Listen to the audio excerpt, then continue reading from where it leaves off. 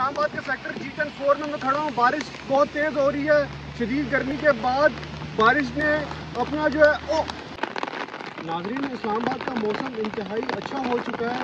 बस के बाद शदीद गर्मी के बाद जो है अब जो है वो बारिश तेज़ हो रही है कि मेरी जो छतरी टूट चुकी है।